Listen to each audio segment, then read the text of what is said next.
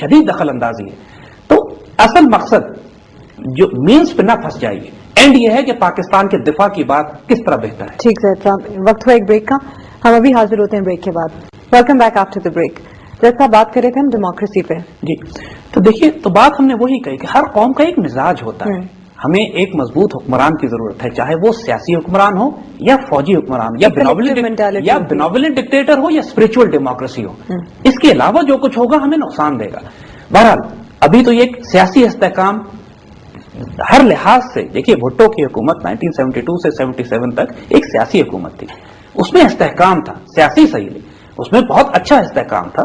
لوگوں کے اختلاف ہوں گے جو مرضی، لیکن اس استحکام کی وجہ سے پاکستان نے بھرپور ترقی کی اپنے دفاع میں، پاکستان نے ترقی کی اپنی فورن پالیسی میں. جیسے ہم بات عرض کر چکے ہیں کہ بھٹو کے دور میں جو کارنامے ہوئے تھے، اس دور میں بھٹو کی تباہی ہوئی ہے اپنی داخلہ پالیسیز کی. وہی بات ہے زید صاحب کہ جب اپنے گھر میں سکون ہو تو بندہ باہر دھیان دیتا ہے، جب گھر میں الجھا رہے تو کسی اور ہماری تاریخ یہی ہے کہ فوجی حکومتیں جب آئی ہیں تو کچھ پولیٹیکل اسٹیبلٹی رہی ہے ملک کے اندر، لہذا کچھ وہ کام کر سکیں.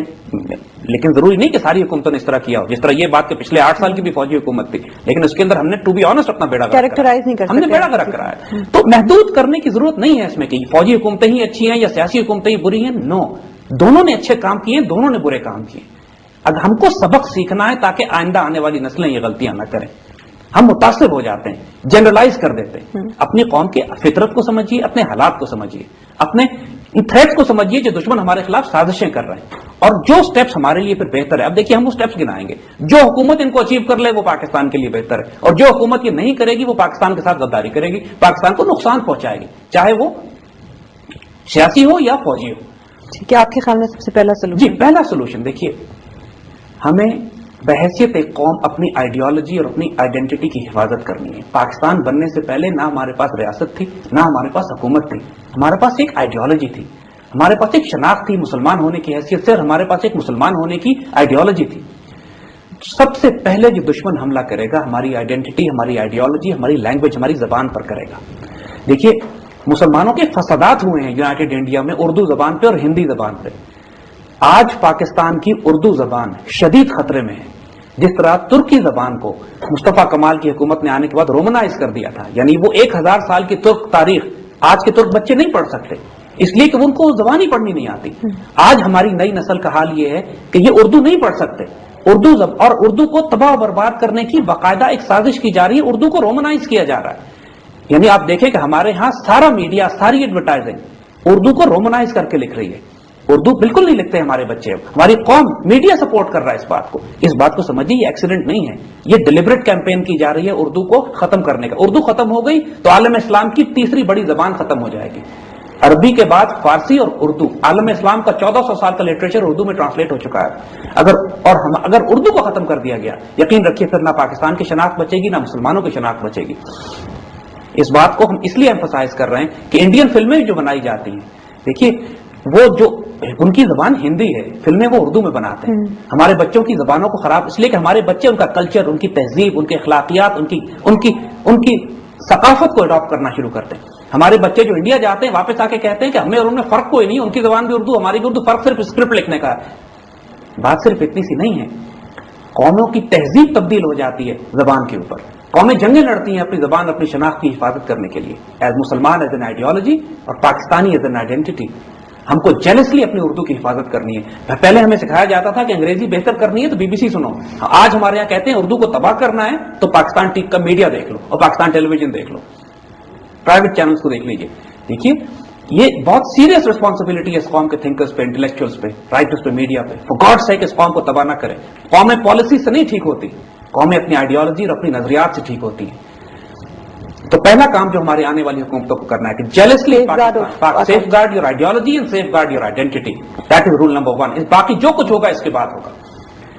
ہمیں تعصبات جاہلیہ جو ہیں، عصبیت ہے، قبائلی عصبیت ہے، قومیت کی عصبیت ہے، لسانی عصبیت ہے، ہمیں اس سے اٹھ کے ایک پاکستان کی شناخت اور ایک اسلام کی آئیڈیالوجی کے طور پر، اور اس کو ہماری، اور دس از دا فرسٹ. کیونکہ جو خطرات ہیں یقین کیجئے انڈر پریزنٹ سرکمسٹانسز، جو قوم بکھر چکی ہے صوبائیت میں، لسانیت میں، سیاسیت میں، جو قوم تقسیم ہے، ہم آگے آنے والے خطرات کا مقابلہ نہیں کر پائیں گے. اس کو ہمیں پہلے اکٹھا کرنا ہے، نمبر 1. نمبر 2، پاکستان کو اپنی انٹائر ملٹری ڈاکٹرن اب تبدیل کر لینی ہے.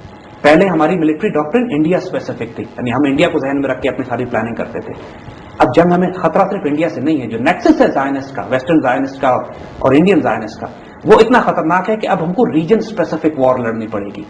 یعنی اب دیکھیے حملہ اسرائیل سے بھی تو ہمارے اوپر آیا تھا، اب پاکستان کے ایٹمی پروگرام پہ حملہ کرنے کی بات امریکن کر رہے ہیں. خطرہ امریکہ سے بھی ہے، اسرائیل سے بھی ہے، اور خطرہ انڈیا سے بھی ہے، اور یہ کمبائنڈ ایک نیکسس ہے ہنود اور یہود کا کہ جو مسلمانوں کے خلاف ایک بڑا محاذ تیار کیا جا رہا ہے، ہمیں چاروں طرف سے گھیرا جا رہا ہے. سو ہماری ملٹری ڈاکٹرن، جیسے ہم نے بات یہ کہی تھی کہ جب تک کہ پاکستان اب ریجن اسپیسیفک نہیں دیکھے. انڈیا نے تاجکستان میں ملٹری بیس بنایا، تاجکستان میں کیوں بنایا انہوں نے؟ ہر ملک اپنی فورس پروجیکشن کیپیبلٹی کو بڑھاتا ہے. فورس پروجیکشن کا مطلب ہے کہ آپ دور سے دور جا کے ہٹ کر سکیں. آپ اپنے امریکہ نے کیوں 124 ملکوں اور ٹیریٹریز میں اپنی فوج کو پھیلایا ہوا ہے؟ وہ صرف اپنے ملک کے اندر رہتے ہوئے آپ اپنی فوجوں کو اپنے مفادات کا دفاع نہیں کر سکتے. آج کل کی نیوکلیر دنیا میں اللہ نہ کرے کسی ایک ملک کے اوپر اگر پاکستان پہ اگر کوئی نیوکلیر اسٹرائک ہو جاتی ہے تو ہمارا command and control centre disturb ہو جائے گا، ہمارا سارا ملک کا نظام ڈسٹرب ہو جائے گا. تو اگر ہم سروائیو کرنا چاہتے ہیں، ہماری کیپیبلٹی اگر دشمن کو تھریٹ کرنے کی ہے، تو دشمن صرف انڈیا سے تو نہیں حملہ کرے گا، فورن بیسز، اپنے فورن بیسز سے بھی حملہ کرے گا. اسرائیل سے آئے گا ہم پہ حملہ کرنے کے لیے. ہم نے یہ صلاحیت ہونی چاہیے کہ ہم پورے خطے میں اپنے جو تھریٹس ہیں، اسرائیل اگر انڈین بیس تاجکستان میں تو ہم اس کو بھی تھریٹ کرنے کے قابل ہوں. اگر انڈین بیس انڈمان اور نکوبار آئلینڈ میں ہے تو ہم وہاں بھی ان کو تھریٹ کرنے کے قابل ہوں. اسرائیل اگر تل ابیب سے نگیب سے فلائی کرے گا تو ہم وہاں بھی ان کو تھریٹ کر سکیں جا کے. اس کو فورس پروجیکشن کیپیبلٹی کہتے ہیں. اور ہمیں مینٹلی تیار ہونا پڑے گا عراق جنگ اور افغانستان جنگ کو دیکھتے ہوئے کہ اب اس انوائرمنٹ میں جب اگر پاکستان کا مقابلہ ایک سپر پاور سے ہوتا ہے تو ہم ایسیمیٹرک وار، یعنی ایک ایسی جنگ جس میں طاقت کا توازن بری طرح ہمارے خلاف ہو، دشمن بہت زیادہ طاقتور ہو، اور ہمیں ایک ارریگولر جنگ اگر لڑنی پڑے ان نیوکلیر انوائرمنٹ. ایک نیوکلیر انوائرمنٹ میں پاکستان اس قسم کی جنگ کیسے لڑے گا؟ یہ کمپلیٹلی نئی ڈاکٹرنز ہیں. آپ یہ بتائیے کہ پاکستان کو پھر کون سا ایسا ملک ہے جو الاؤ کرے گا فورن بیسز بنانے پر اپنی زمین پر؟ دیکھیے آخر انڈیا کو کس نے الاؤ کر دیا؟ آخر روس اور چین اور دوسرے ممالک اور امریکہ کو کس نے الاؤ کر دیا؟ اسرائیل نے کس طرح نیگوسیشنز کیے دوسرے ممالک کے ساتھ ان کو استعمال کر رہے ہیں؟ یہی ایگریسو فورن پالیسی ہوتی ہے. ہم اگر انڈیا ایک مسلمان ملک ہوتا تو کیا 57 مسلمان ملک جو ہیں وہ انڈیا کی کالونیز نہ ہوتے؟ انڈیا وہاں بیسز نہ رکھتا؟ جتنی ایگریسو فورن پالیسی ہے. کیوں انڈیا OIC کا ممبر بننا چاہ رہا ہے؟ کیوں وہ چاہ رہا ہے کہ OIC میں اس کو شامل کر لیا جائے؟ کیونکہ اس کو پتا ہے کہ OIC میں شامل کرتے ہیں OIC کے ملکوں کو ہڑپ کر لے گا. پاکستان اگر ایک اسلامک نیوکلیر پاور ہے، ہم ڈیفنس پیکٹس کر سکتے ہیں دوسرے ممالک کے ساتھ. ان کی کلیکٹو سیکورٹی ارینجمنٹ اگر امریکہ نیٹو کے طور پہ سیکورٹی ڈاکٹرن بنا سکتا ہے اور ملکوں کو شامل کر سکتا ہے، اور چین SCO کے طور پہ ڈاکٹرن بنا کے ملکوں کو شامل کر سکتا ہے، تو پاکستان کیوں نہیں کہ اسلامک بلاک کا سیکورٹی میکینزم ڈیولپ کر سکتا ہے جس کی ہم خود قیادت کریں؟ ہم نیوکلیر ویپن ٹیکنالوجی اسٹیٹ سے ہم دوسرے مسلمان ملکوں کو گارنٹی کریں کہ we'll provide you security and we get into a collective army. ہم کم از کم 1 کروڑ کی فوج تیار کر سکتے ہیں مسلمان ریجن میں. We are a contagious block. ہم تو نارتھ ویسٹ افریقہ سے اب چلیے تو پاکستان تک ایک بلاک ہے ہمارا. سو دیکھیے اب دنیا بدل چکی ہے. ہر ملک اپنے کلیکٹو سیکورٹی ارینجمنٹس میں جا رہا ہے. ہر ملک یہ چاہ رہا ہے کہ اکیلے کوئی ملک نہیں لڑنا چاہتا. چین بھی اکیلے نہیں لڑ رہا، اس نے بھی روس کو ساتھ ملا لیا ہے. نیٹو بھی ایک بلاک کا نام ہے. پاکستان کو بھی ایک اسلامک بلاک بنانا ہے، ڈیفینسو سیکورٹی اسلامک بلاک. ٹھیک ہے زید صاحب، hold that thought. We'll be right back after short commercial break. Programme میں ایک بار پھر خوش آمدید. We were talking about our national security doctrine. کہ دیکھیے ایک بہت بڑا لیپس جو ہمارے نیشنل سیکورٹی ڈاکٹرن میں ہے وہ یہ ہے کہ پاکستان نیوکلیر پاور تو ہے لیکن ابھی تک ہمارے پاس نیوکلیر سروائیول کیپیبلٹی نہیں ہے. دیکھیے ہوتا یہ ہے کہ جب قوم ایک نیوکلیر ٹیکنالوجی ڈیولپ کرتی ہے اور ڈاکٹرن اپنی یہ بناتی ہے کہ خطرے کی صورت میں ہمیں نیوکلیر ایکسچینج اگر کرنا پڑا تو ہم کریں گے، تو ساتھ ساتھ نیوکلیر سروائیول کیپیبلٹی کی بھی ضرورت ہوتی ہے کہ ایسا کیا کرنا کہ دشمن کی طرف سے ایک نیوکلیر اسٹرائک آئے